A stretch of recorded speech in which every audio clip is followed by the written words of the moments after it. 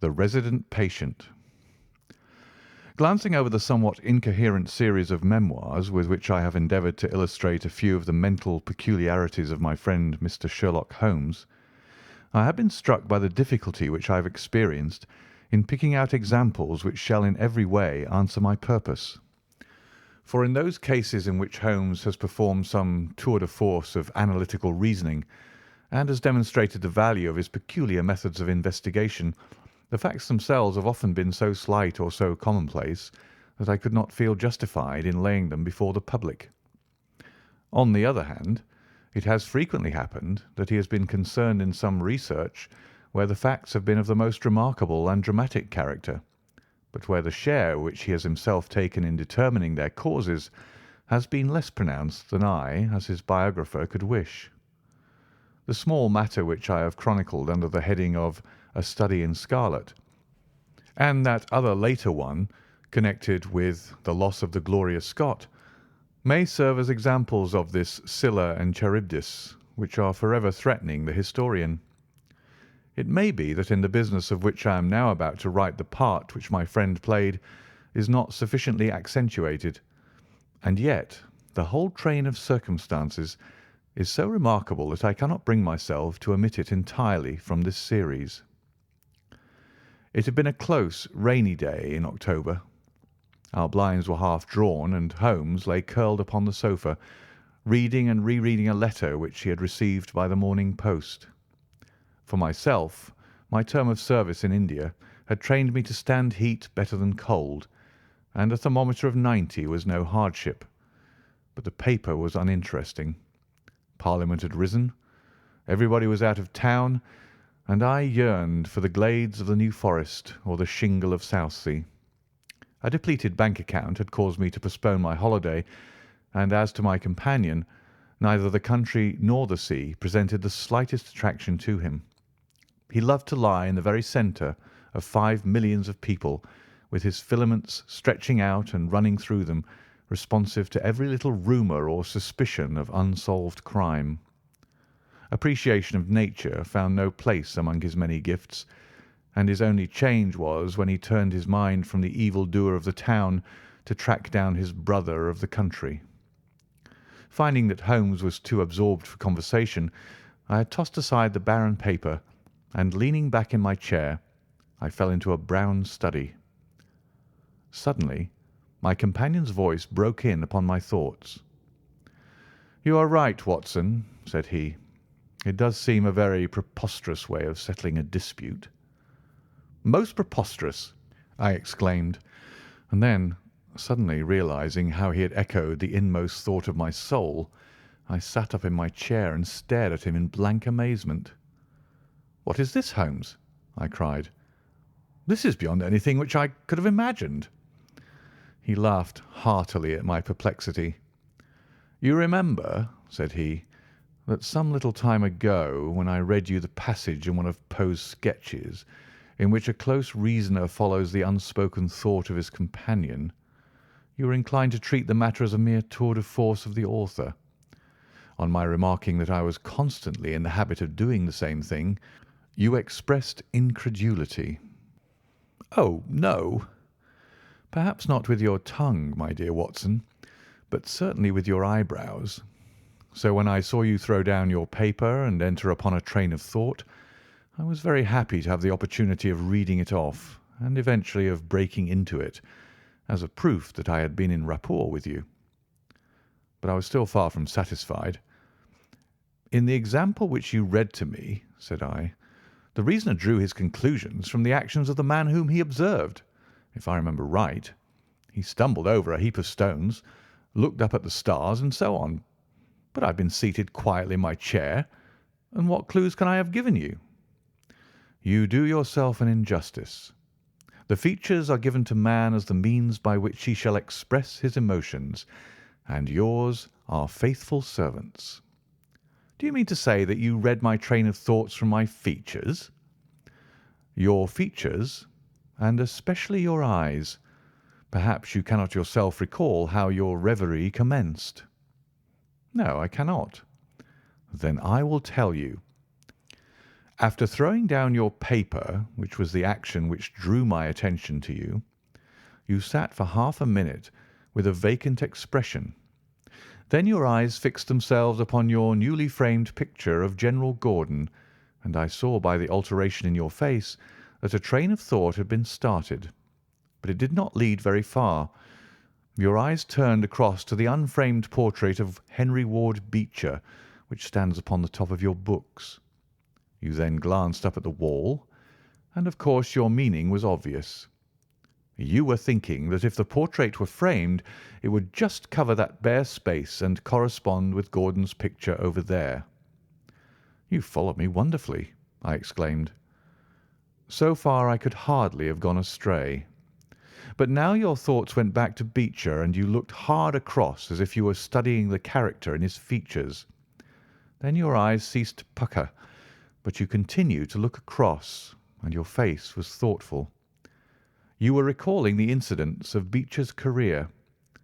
I was well aware that you could not do this without thinking of the mission which he undertook on behalf of the North at the time of the Civil War, for I remember you expressing your passionate indignation at the way in which he was received by the more turbulent of our people. You felt so strongly about it that I knew you could not think of Beecher without thinking of that also. When a moment later I saw your eyes wander away from the picture, I suspected that your mind had now turned to the Civil War, and when I observed that your lips set, your eyes sparkled, and your hands clinched, I was positive that you were indeed thinking of the gallantry which was shown by both sides in that desperate struggle. But then again your face grew sadder. You shook your head. You were dwelling upon the sadness and horror and useless waste of life.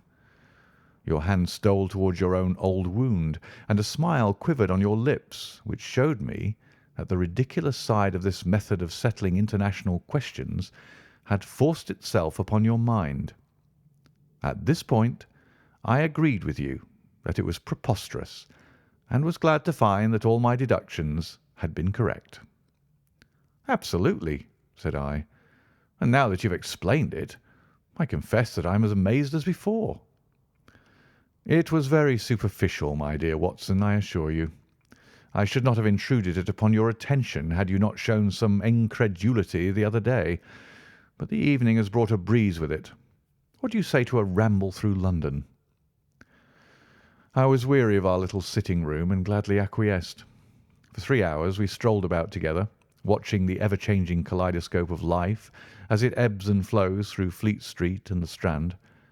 His characteristic talk, with its keen observance of detail and subtle power of inference, held me amused and enthralled. It was 10 o'clock before we reached Baker Street again. A brougham was waiting at our door. A doctor's, general practitioner, I perceive," said Holmes. "Not been long in practice, but has a good deal to do. Come to consult us, I fancy. Lucky we came back." I was sufficiently conversant with Holmes's methods to be able to follow his reasoning, and to see that the nature and state of the various medical instruments in the wicker basket which hung in the lamplight inside the brougham had given him the data for his swift deduction. The light in our window above showed that his late visit was indeed intended for us. With some curiosity as to what could have sent a brother medico to us at such an hour, I followed Holmes into our sanctum. A pale, taper-faced man with sandy whiskers rose up from a chair by the fire as we entered.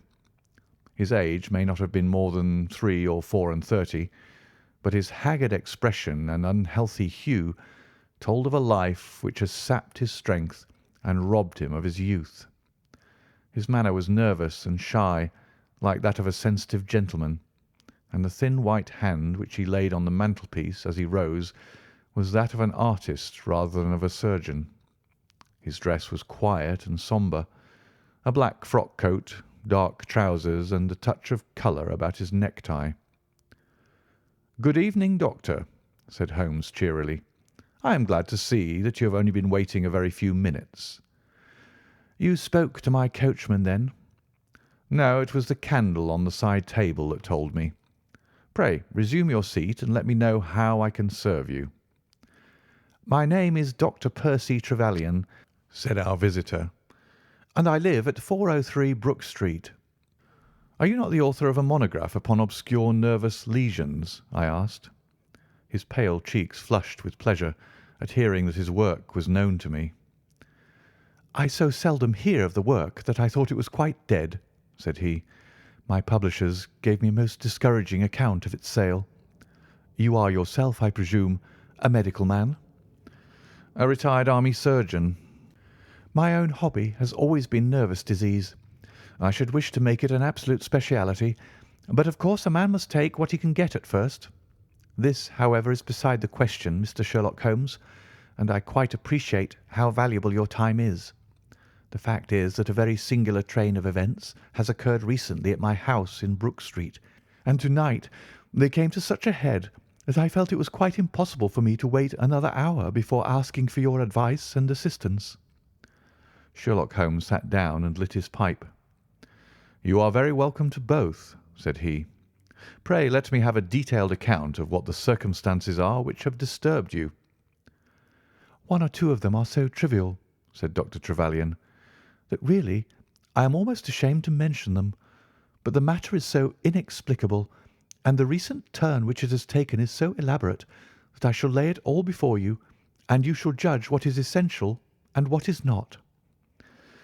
I am compelled to begin with to say something of my own college career. I am a London University man, you know, and I am sure that you will not think that I am unduly singing my own praises if I say that my student career was considered by my professors to be a very promising one. After I graduated, I continued to devote myself to research, occupying a minor position in King's College Hospital, and I was fortunate enough to excite considerable interest by my research into the pathology of catalepsy, and finally to win the Bruce Pinkerton Prize and medal by the monograph on nervous lesions to which your friend has just alluded. I should not go too far if I were to say that there was a general impression at the time that a distinguished career lay before me. But the one great stumbling block lay in my want of capital. As you will readily understand, a specialist who aims high is compelled to start in one of a dozen streets in the Cavendish Square quarter, all of which entail enormous rents and furnishing expenses. Besides this preliminary outlay, he must be prepared to keep himself for some years and to hire a presentable carriage and horse. To do this was quite beyond my power, and I could only hope that by economy I might in 10 years' time save enough to enable me to put up my plate. Suddenly, however, an unexpected incident opened up quite a new prospect to me. This was a visit from a gentleman of the name of Blessington, who was a complete stranger to me. He came up to my room one morning and plunged into business in an instant. "You are the same Percy Trevelyan who has had so distinguished a career and won a great prize lately?" said he. I bowed. "Answer me frankly," he continued, "for you'll find it to your interest to do so. You have all the cleverness which makes a successful man. Have you the tact?" I could not help smiling at the abruptness of the question. "I trust that I have my share," I said. "Any bad habits? Not drawn towards drink, eh?" "Really, sir?" I cried. "Quite right. That's all right. But I was bound to ask, with all these qualities, why are you not in practice?" I shrugged my shoulders. "Come, come," said he, in his bustling way. "It's the old story. More in your brains than in your pocket, eh? What would you say if I were to start you in Brook Street?" I stared at him in astonishment. "Oh, it's for my sake, not for yours," he cried. "I'll be perfectly frank with you, and if it suits you, it'll suit me very well. I have a few thousands to invest, do you see, and I think I'll sink them in you." "But why?" I gasped. "Well, it's just like any other speculation, and safer than most." "What am I to do, then?" "I'll tell you. I'll take the house, furnish it, pay the maids, and run the whole place. All you have to do is just to wear out your chair in the consulting room. I'll let you have pocket money and everything. And you hand over to me 3/4 of what you earn, and you keep the other quarter for yourself." This was the strange proposal, Mr. Holmes, with which the man Blessington approached me. I won't weary you with the account of how we bargained and negotiated. It ended in my moving into the house next Lady Day and starting in practice on very much the same conditions as he had suggested. He came himself to live with me in the character of a resident patient. His heart was weak, it appears, and he needed constant medical supervision. He turned the two best rooms of the first floor into a sitting room and bedroom for himself. He was a man of singular habits, shunning company and very seldom going out. His life was irregular, but in one respect he was regularity itself. Every evening, at the same hour, he walked into the consulting room, examined the books, put down 5 and 3d for every guinea that I had earned, and carried the rest off to the strong box in his own room. I may say with confidence that he never had occasion to regret his speculation. From the first it was a success. A few good cases and the reputation which I had won in the hospital brought me rapidly to the front, and during the last few years I have made him a rich man. So much, Mr. Holmes, for my past history and my relations with Mr. Blessington. It only remains for me now to tell you what has occurred to bring me here to-night. Some weeks ago Mr. Blessington came down to me in, as it seemed to me, a state of considerable agitation. He spoke of some burglary which, he said, had been committed in the West End, and he appeared, I remember, to be quite unnecessarily excited about it, declaring that a day should not pass before we should add stronger bolts to our windows and doors.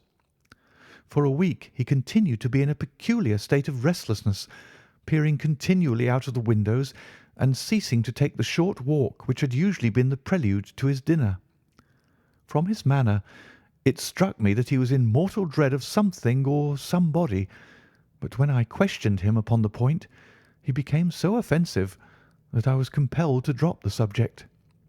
Gradually, as time passed, his fears appeared to die away, and he had renewed his former habits, when a fresh event reduced him to the pitiable state of prostration in which he now lies.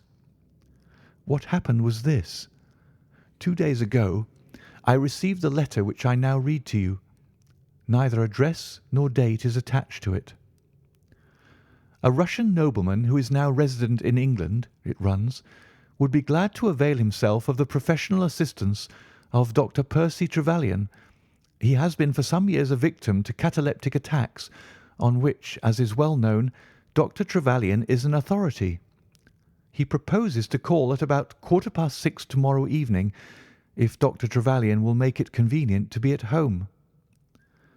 This letter interested me deeply, because the chief difficulty in the study of catalepsy is the rareness of the disease. You may believe, then, that I was in my consulting room when, at the appointed hour, the page showed in the patient. He was an elderly man, thin, demure, and commonplace. By no means the conception one forms of a Russian nobleman.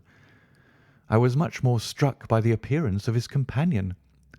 This was a tall young man, surprisingly handsome, with a dark, fierce face and the lips and chest of a Hercules. He had his hand under the other's arm as they entered, and helped him to a chair with a tenderness which one would hardly have expected from his appearance. "You will excuse me coming in, doctor," said he to me, speaking English with a slight lisp. "This is my father, and his health is a matter of the most overwhelming importance to me." I was touched by his filial anxiety.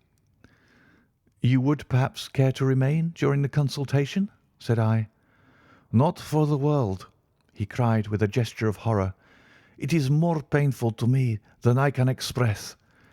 If I were to see my father in one of those dreadful seizures, I am convinced that I should never survive it. My own nervous system is an exceptionally sensitive one. With your permission, I will remain in the waiting room while you go into my father's case."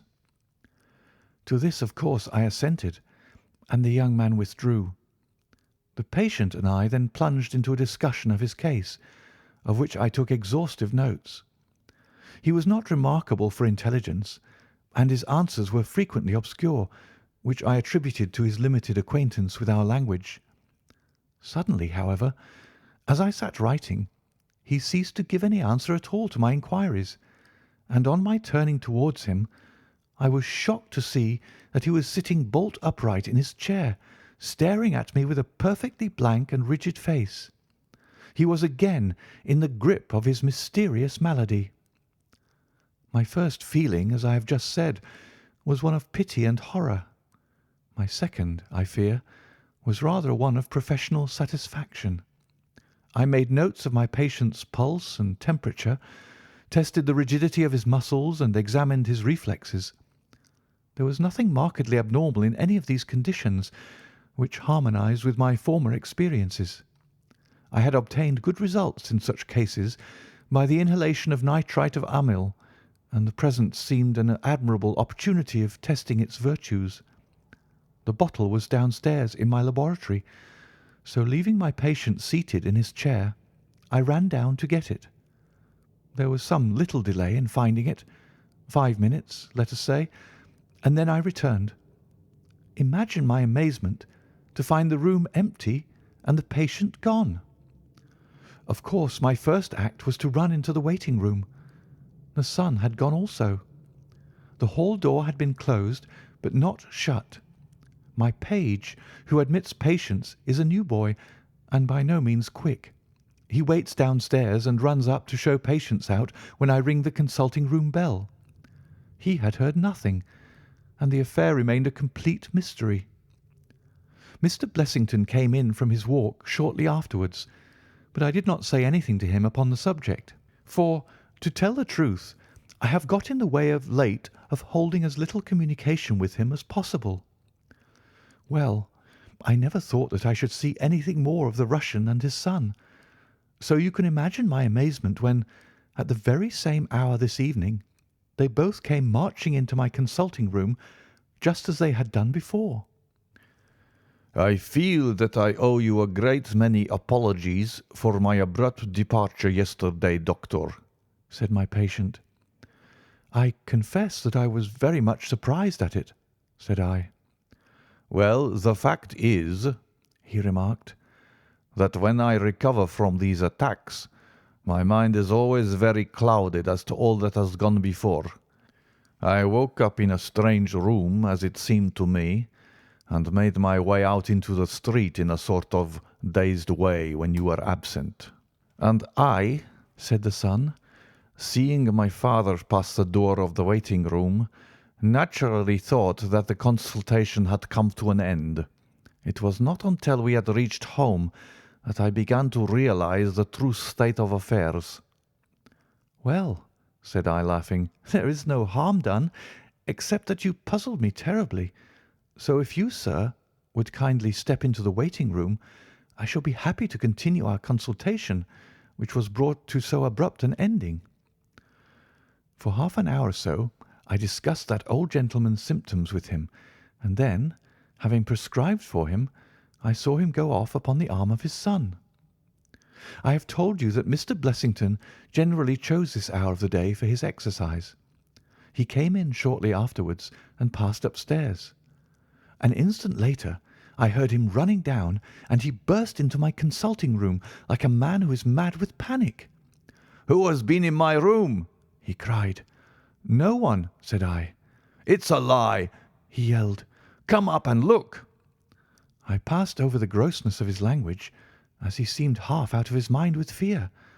When I went upstairs with him, he pointed to several footprints upon the light carpet. "Do you mean to say those are mine?"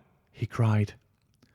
They were certainly very much larger than any which he could have made, and were evidently quite fresh. It rained hard this afternoon, as you know, and my patients were the only people who called.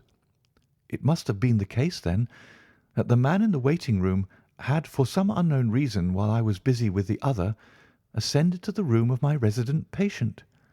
Nothing had been touched or taken, but there were the footprints to prove that the intrusion was an undoubted fact. Mr. Blessington seemed more excited over the matter than I should have thought possible, though of course it was enough to disturb anybody's peace of mind. he actually sat crying in an armchair, and I could hardly get him to speak coherently. It was his suggestion that I should come round to you, and of course I at once saw the propriety of it, for certainly the incident is a very singular one, though he appears to completely overrate its importance. If you would only come back with me in my brougham, you would at least be able to soothe him, though I can hardly hope that you will be able to explain this remarkable occurrence." Sherlock Holmes had listened to this long narrative with an intentness which showed me that his interest was keenly aroused. His face was as impassive as ever, but his lids had dropped more heavily over his eyes, and his smoke had curled up more thickly from his pipe to emphasize each curious episode in the doctor's tale. As our visitor concluded, Holmes sprang up without a word, handed me my hat, picked his own from the table, and followed Dr. Trevelyan to the door. Within a quarter of an hour we had been dropped at the door of the physician's residence in Brook Street, one of those sombre, flat-faced houses which one associates with a West End practice. A small page admitted us, and we began at once to ascend the broad, well-carpeted stair. But a singular interruption brought us to a standstill. The light at the top was suddenly whisked out, and from the darkness came a reedy, quivering voice. "I have a pistol," it cried. "I give you my word that I'll fire if you come any nearer." "This really grows outrageous, Mr. Blessington," cried Dr. Trevelyan. "Oh, then it is you, Doctor," said the voice with a great heave of relief. "But those other gentlemen, are they what they pretend to be?" We were conscious of a long scrutiny out of the darkness. "Yes, yes, it's all right," said the voice at last. "You can come up, and I am sorry if my precautions have annoyed you." He relit the stair-gas as he spoke, and we saw before us a singular-looking man, whose appearance as well as his voice testified to his jangled nerves. He was very fat, but had apparently at some time been much fatter, so that the skin hung about his face in loose pouches like the cheeks of a bloodhound. He was of a sickly colour, and his thin, sandy hair seemed to bristle up with the intensity of his emotion. In his hand he held a pistol, but he thrust it into his pocket as we advanced. "Good evening, Mr. Holmes," said he. "I am sure I am very much obliged to you for coming round. No one ever needed your advice more than I do. I suppose that Dr. Trevelyan has told you of this most unwarrantable intrusion into my rooms?" "Quite so," said Holmes. "Who are these two men, Mr. Blessington, and why do they wish to molest you?" "Well, well," said the resident patient in a nervous fashion. "Of course, it is hard to say that. You can hardly expect me to answer that, Mr. Holmes." "Do you mean that you don't know?" "Come in here, if you please. Just have the kindness to step in here." He led the way into his bedroom, which was large and comfortably furnished. "You see that?" said he, pointing to a big black box at the end of his bed. "I have never been a very rich man, Mr. Holmes. Never made but one investment in my life, as Dr. Trevelyan would tell you. But I don't believe in bankers. I would never trust a banker, Mr. Holmes. Between ourselves, what little I have is in that box. So you can understand what it means to me when unknown people force themselves into my rooms." Holmes looked at Blessington in his questioning way and shook his head. "I cannot possibly advise you if you try to deceive me," said he. "But I have told you everything." Holmes turned on his heel with a gesture of disgust. "Good night, Dr. Trevelyan," said he. "And no advice for me?" cried Blessington in a breaking voice. "My advice to you, sir, is to speak the truth." A minute later we were in the street and walking for home. We had crossed Oxford Street and were half-way down Harley Street before I could get a word from my companion. "Sorry to bring you out on such a fool's errand, Watson," he said at last. "It is an interesting case, too, at the bottom of it." "I can make little of it," I confessed. "Well, it is quite evident that there are two men, more perhaps, but at least two, who are determined for some reason to get at this fellow Blessington. I have no doubt in my mind that both on the first and on the second occasion That young man penetrated to Blessington's room, while his confederate, by an ingenious device, kept the doctor from interfering. And the catalepsy? A fraudulent imitation, Watson, though I should hardly dare to hint as much to our specialist. It is a very easy complaint to imitate. I have done it myself. And then? By the purest chance, Blessington was out on each occasion. Their reason for choosing so unusual an hour for a consultation was obviously to ensure that there should be no other patient in the waiting room. It just happened, however, that this hour coincided with Blessington's constitutional, which seems to show that they were not very well acquainted with his daily routine. Of course, if they had been merely after plunder, they would at least have made some attempt to search for it. Besides, I can read in a man's eye when it is his own skin that he is frightened for. It is inconceivable that this fellow could have made two such vindictive enemies as these appear to be without knowing of it. I hold it, therefore, to be certain that he does know who these men are, and that for reasons of his own he suppresses it. It is just possible that tomorrow may find him in a more communicative mood. Is there not one alternative? I suggested. Grotesquely improbable, no doubt, but still just conceivable. Might the whole story of the cataleptic Russian and his son be a concoction of Dr. Trevelyan's, who has, for his own purposes, been in Blessington's rooms? I saw in the gaslight that Holmes wore an amused smile at this brilliant departure of mine. "My dear fellow," said he, "it was one of the first solutions which occurred to me, but I was soon able to corroborate the doctor's tale. This young man has left prints upon the stair carpet, which made it quite superfluous for me to ask to see those which he had made in the room. When I tell you that his shoes were square-toed, instead of being pointed like Blessington's, and were quite an inch and a third longer than the doctor's, you will acknowledge that there can be no doubt as to his individuality. But we may sleep on it now, for I shall be surprised if we do not hear something further from Brook Street in the morning." Sherlock Holmes's prophecy was soon fulfilled, and in a dramatic fashion. At 7:30 next morning, in the first glimmer of daylight, I found him standing by my bedside in his dressing-gown. "There's a brougham waiting for us, Watson," said he. "What's the matter, then?" "The Brook Street business." "Any fresh news?" "Tragic, but ambiguous," said he, pulling up the blind. "Look at this. A sheet from a notebook with 'For God's sake, come at once. P.T.' scrawled upon it in pencil. Our friend the doctor was hard put to it when he wrote this. Come along, my dear fellow, for it's an urgent call." In a quarter of an hour or so we were back at the physician's house. He came running out to meet us with a face of horror. "Oh, such a business!" he cried, with his hands to his temples. "What then?" "Blessington has committed suicide."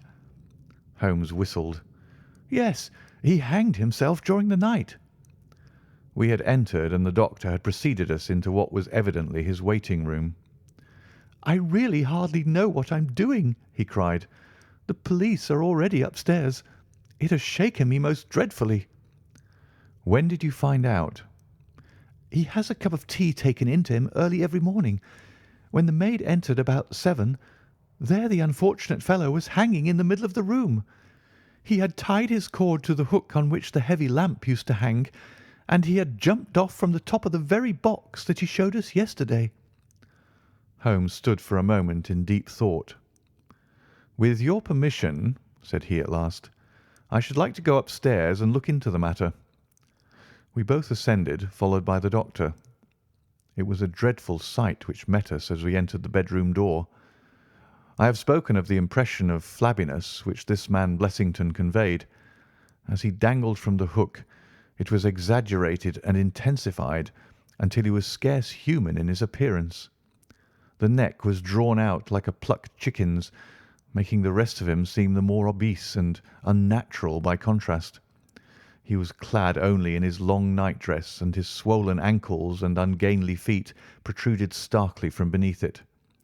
Beside him stood a smart-looking police inspector, who was taking notes in a pocket-book. "Ah, Mr. Holmes," said he heartily as my friend entered. "I'm delighted to see you." "Good morning, Lanner," answered Holmes. "You won't think me an intruder, I am sure. Have you heard of the events which led up to this affair?" "Yes, I heard something of them." "Have you formed any opinion?" "As far as I can see, the man has been driven out of his senses by fright. The bed has been well slept in, you see. There's his impression deep enough. It's about 5 in the morning, you know, that suicides are most common. That would be about his time for hanging himself. It seems to have been a very deliberate affair." "I should say that he has been dead about 3 hours, judging by the rigidity of the muscles," said I. "Noticed anything peculiar about the room?" asked Holmes. "Found a screwdriver and some screws on the wash-hand stand. Seems to have smoked heavily during the night, too. Here are 4 cigar ends that I picked out of the fireplace." Said Holmes. "Have you got his cigar holder?" "No, I've seen none." "His cigar case, then?" "Yes, it was in his coat pocket." Holmes opened it and smelled the single cigar which it contained. "Oh, this is an Havana, and these others are cigars of the peculiar sort which are imported by the Dutch from their East Indian colonies. They're usually wrapped in straw, you know, and are thinner for their length than any other brand." He picked up the 4 ends and examined them with his pocket lens. "2 of these have been smoked from a holder and 2 without," said he. "2 have been cut by a not very sharp knife, and 2 have had the ends bitten off by a set of excellent teeth. This is no suicide, Mr. Lanner. It is a very deeply planned and cold-blooded murder." "Impossible!" cried the inspector. "And why?" "Why should anyone murder a man in so clumsy a fashion as by hanging him?" "That is what we have to find out." "How could they get in?" "Through the front door." "It was barred in the morning." "Then it was barred after them." "How do you know?" "I saw their traces. Excuse me a moment, and I may be able to give you some further information about it." He went over to the door, and turning the lock he examined it in his methodical way. Then he took out the key, which was on the inside, and inspected that also. The bed, the carpet, the chairs, the mantelpiece, the dead body, and the rope were each in turn examined, until at last he professed himself satisfied, and with my aid and that of the inspector cut down the wretched object and laid it reverently under a sheet. "How about this rope?" he asked. "It is cut off this," said Dr. Trevelyan, drawing a large coil from under the bed. "He was morbidly nervous of fire, and always kept this beside him, so that he might escape by the window in case the stairs were burning." "That must have saved them trouble," said Holmes thoughtfully. "Yes, the actual facts are very plain, and I shall be surprised if by the afternoon I cannot give you the reasons for them as well. I will take this photograph of Blessington, which I see upon the mantelpiece, as it may help me in my inquiries." "But you have told us nothing," cried the doctor. "Oh, there can be no doubt as to the sequence of events," said Holmes. "There were 3 of them in it, the young man, the old man, and a third to whose identity I have no clue.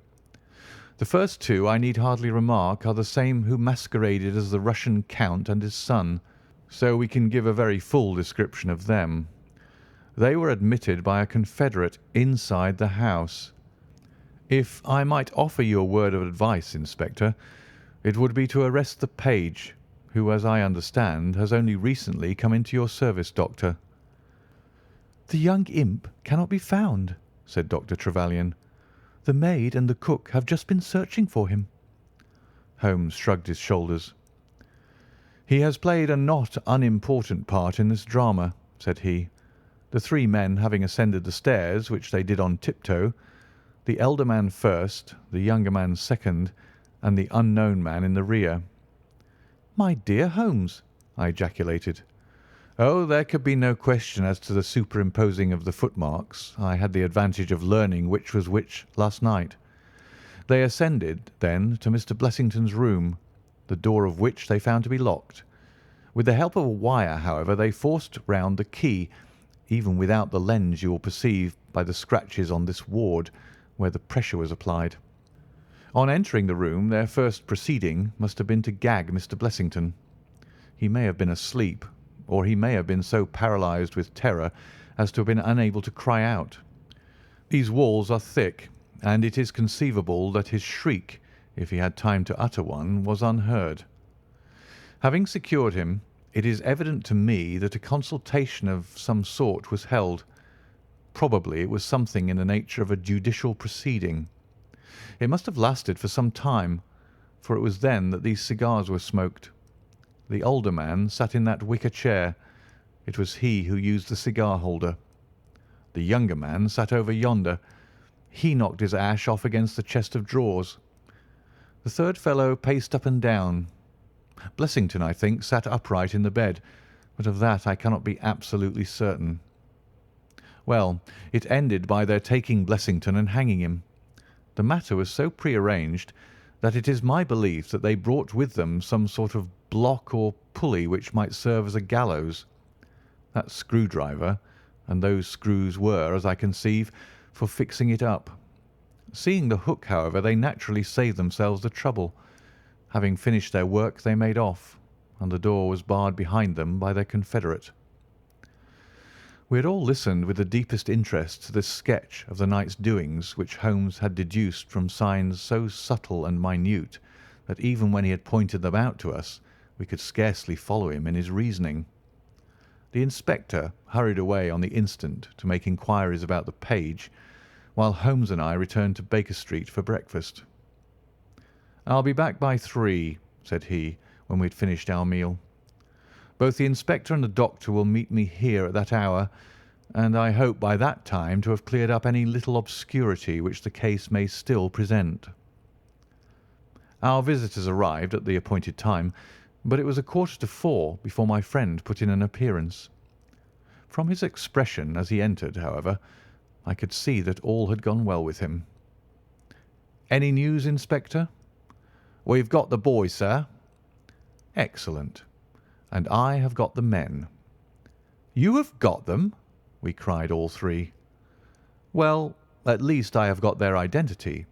This so-called Blessington is, as I expected, well known at headquarters, and so are his assailants. Their names are Biddle, Hayward, and Moffat." "The Worthington Bank gang!" cried the inspector. "Precisely," said Holmes.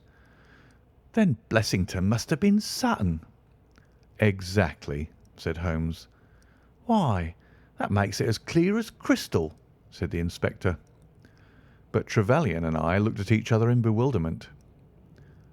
"You must surely remember the great Worthington Bank business," said Holmes. 5 men were in it. These 4, and a fifth called Cartwright. Tobin, the caretaker, was murdered, and the thieves got away with £7,000. This was in 1875.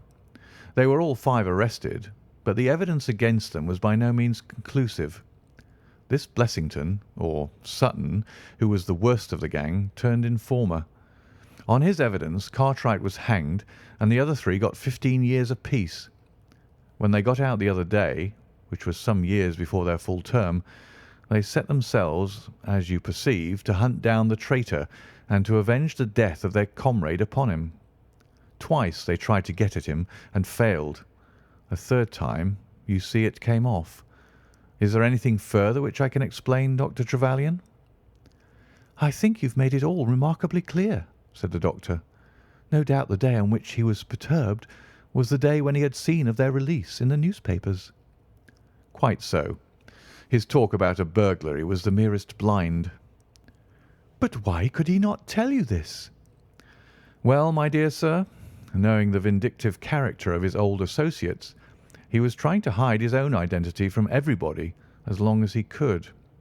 His secret was a shameful one, and he could not bring himself to divulge it.